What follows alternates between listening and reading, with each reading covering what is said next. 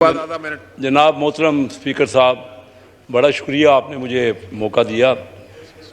जनाब स्पीकर, जैसा कि आपको पता है कि कल हमारे स्टैंडिंग कमेटी फ़ाइनांस में इन मामलात को डिटेल से डिस्कस किया गया।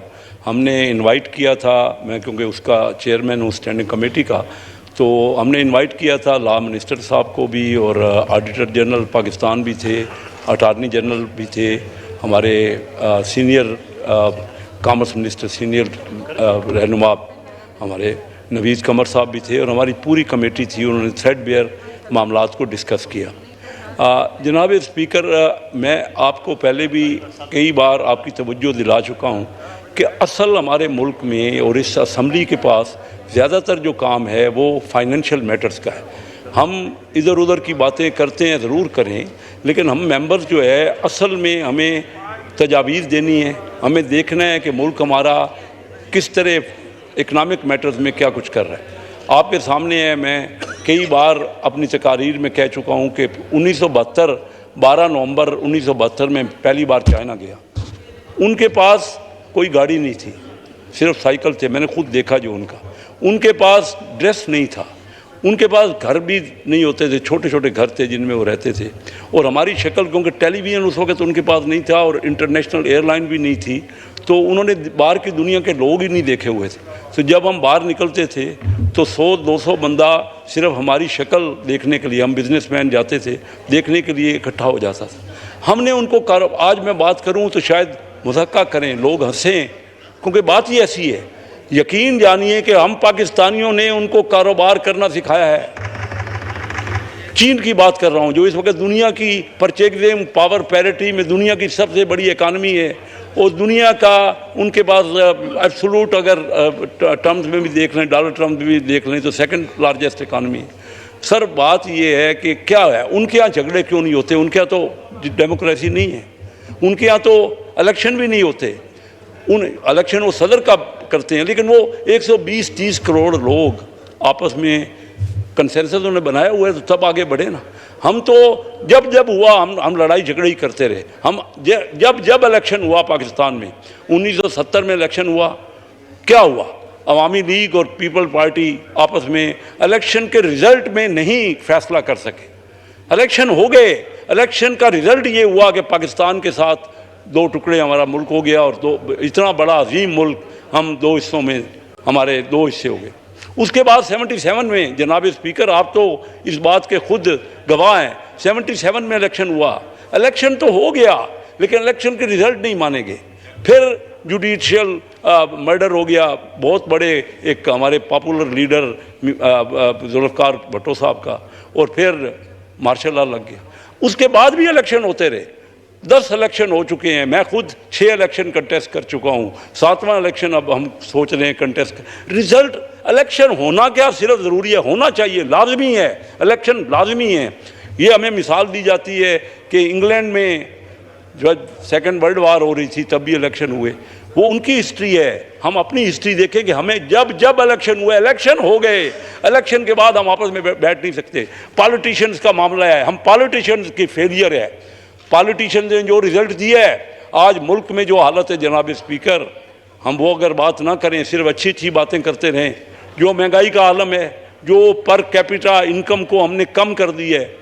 मैं इस हाउस के फ्लोर से जनाब स्पीकर कह चुका हूँ, क्योंकि डॉक्टर महबूबुल हक मरहूम मेरे बड़े गहरे दोस्त थे, और मैं इस बात का गवाह हूँ कि मनमोहन सिंह इंडिया के फाइनेंस मिनिस्टर थे और डॉक्टर महबूबुल हक पाकिस्तान के फाइनेंस मिनिस्टर थे।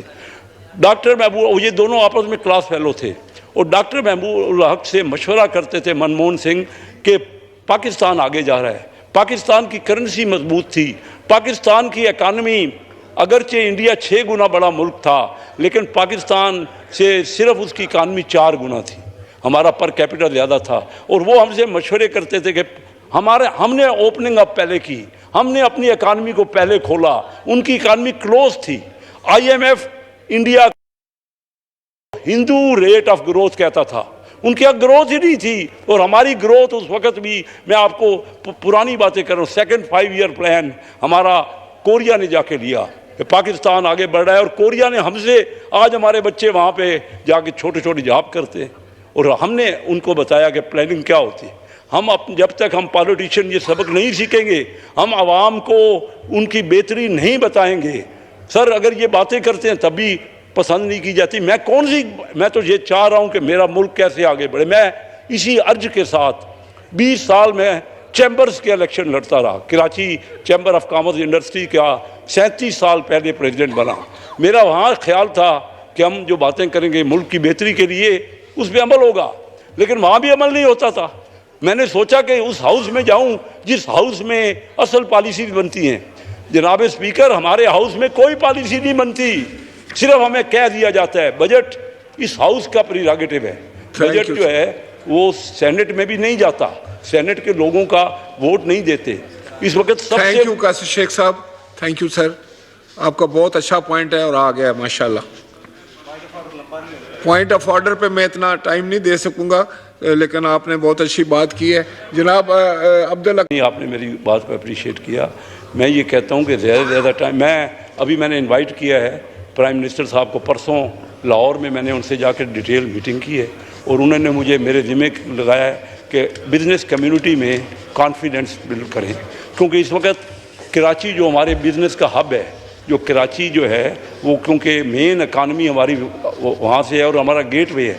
सर बस इंडिया में इस वक्त 50-60 अरब डॉलर डायरेक्ट फॉरेन इन्वेस्टमेंट आ रही है, बाहर का इन्वेस्टर आ रहा है और वो लाइन लगी हुई है इंडिया में, और हमारे यहाँ 1 अरब डॉलर भी नहीं आ रहा। जनाब स्पीकर, मैं हल बता रहा हूँ क्यों IMF हमें नहीं दे रहा। IMF की कंडीशनैलिटी बहुत ज़्यादा है, हमें तो डॉलर चाहिए ना। क्यों हम कॉन्फिडेंस क्रिएट नहीं करते, ऐसा माहौल नहीं बनाते कि अगर इंडिया में पैसा आ सकता है तो पाकिस्तान में क्यों नहीं आ सकता। हम सऊदीया से कहते हैं, हम चाइना से कहते हैं, हमारे दोस्त मुल्क हैं। जनाब स्पीकर, ये आपका काम है और इस असम्बली का काम है कि कॉन्फिडेंस क्यों हमारे मुल्क पे नहीं आ रहा, हम ऐसा माहौल क्यों बना नहीं पा रहे कि लोग बाहर से पैसा लेके पाकिस्तान में नहीं आ रहे। हमें मौका दें सर। किसी को इस असम्बली के किसी मेंबर के पास तो कोई पावर नहीं। आज IMF से जो डिस्कशन हो रही है, मुझे बताएं कि इस असम्बली का कौन सा बंदा उस नेगोशिएशन में शामिल है।